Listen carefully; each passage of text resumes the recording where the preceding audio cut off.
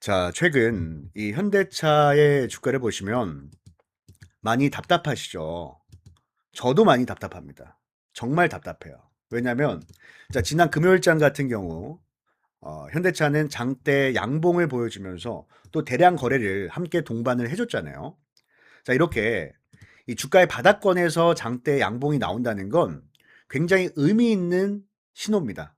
다들 공부해 보셨죠? 바닥에서 들어오는 거래 대금은 이 세력들의 스마트 머니인 경우가 많다. 그래서 아마 많은 분들이 기대를 했을 겁니다. 아, 이번에는 진짜 반등하겠지. 근데 어제였죠. 어제.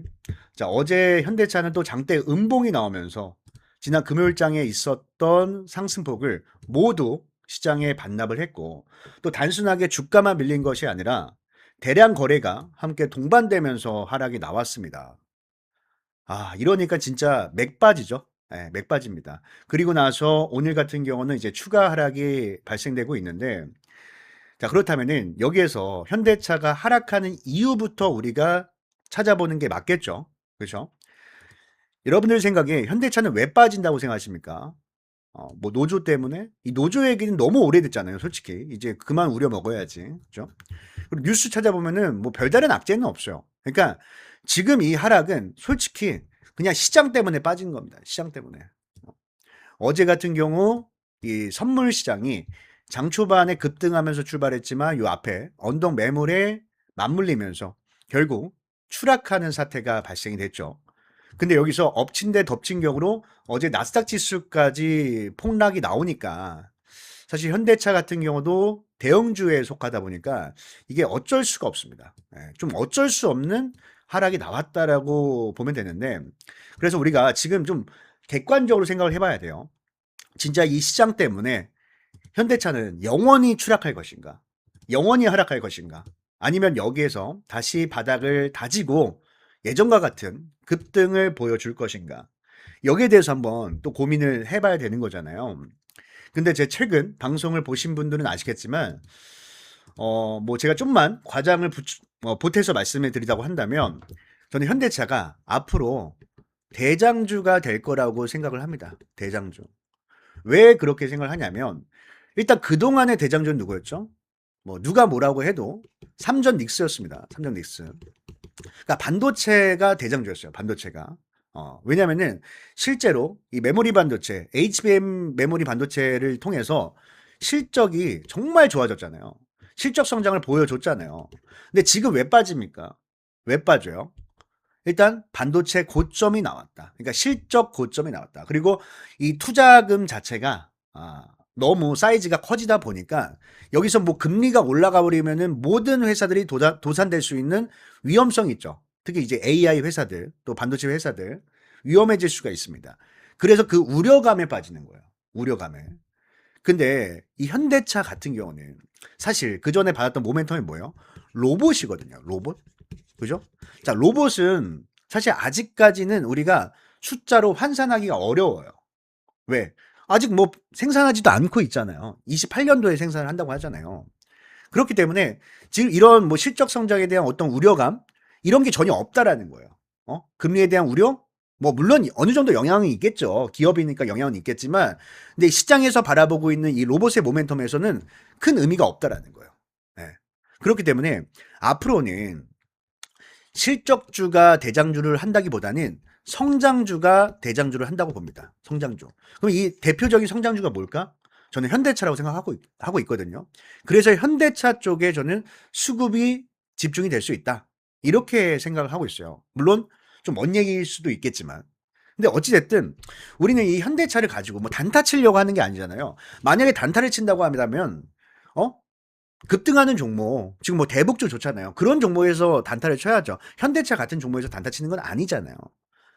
그렇기 때문에 지금 우리는 뭐예요? 모아가는 관점. 자, 모아가는 관점으로 가야 된다라는 거예요. 어. 근데 우리가 이걸 생각해야 됩니다. 자, 단타를 칠 때와 모아갈 때와 이 매매 타점이 달라야 돼요. 그러니까 무슨 말이냐? 단타를 칠 때는 내가 오늘 사서 오늘 팔던가 아니면 오늘 사서 내일 팔던가 이런 매매를 해야 되잖아요. 그게 단타잖아요. 그래서 단타는 항상 급등하는 종목, 신고가 가는 종목, 장대 양봉 이런 데에서 매매를 하는 겁니다. 하지만 반대로 모아가는 과정. 제가 현대차는 좀 장기적인 모멘텀을 갖고 있다고 말씀드렸잖아요. 어? 그러면은 모아가는 사람이라고 한다면 우리가 큰 추세를 봤을 때는 우상향이다. 이렇게 판단을 하고 이 변동성 안에서 거래를 하는 거니까 떨어질 때 매수하는 겁니다. 떨어질 때. 그리고 올라갈 때는 뭐 관망하거나 아니면 비중 조절하던가 이렇게 매매를 하는 거죠. 지금 현대차 어떤 상황이에요? 떨어지고 있잖아요. 최근에 반등이 나왔다가 떨어지고 있잖아요. 그럼 뭐야? 우리는 매수를 고민해야 돼요. 매수. 그럼 어떻게 매수해야 되냐? 얼마에 매수해야 되냐?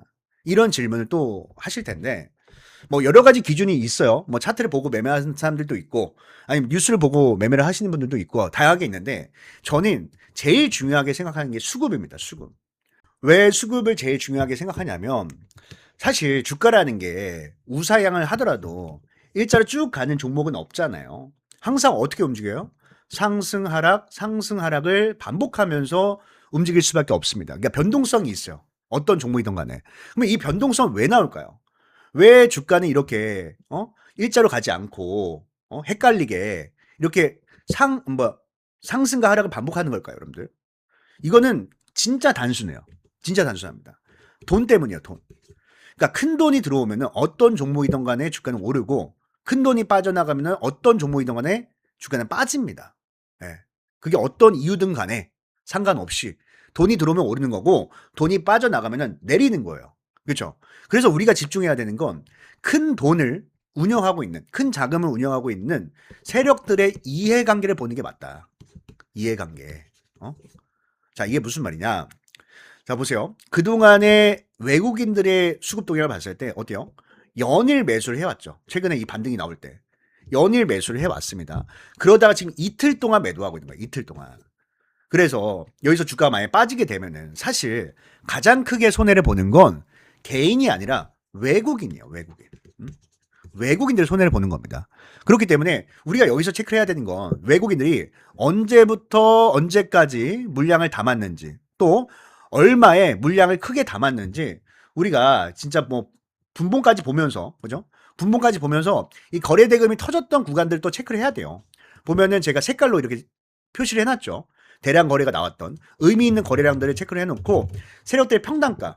자, 세력들의 평단가까지 떨어지면은 결국 세력들도 여기서 주가를 관리할 수밖에 없잖아요. 그렇죠? 왜냐면 여기서 더 빠지게 되면은 손실로 전환이 되니까. 손실로. 그래서 우리는 이들의 약점, 자, 약점, 급소를 공략하는 겁니다. 급소. 예. 근데 지금 이틀 동안 주가 좀 많이 빠져가지고 이게 빠르면은 뭐 내일장이든 이번 주 안에 저는 나올 수 있다고 생각하거든요. 예. 그래서 우리가 지금부터 체크하는 건 뭐냐면은 절대 평단가 밑으로 떨어졌을 때 일단 첫 번째 매도 물량이 멈춰야 됩니다.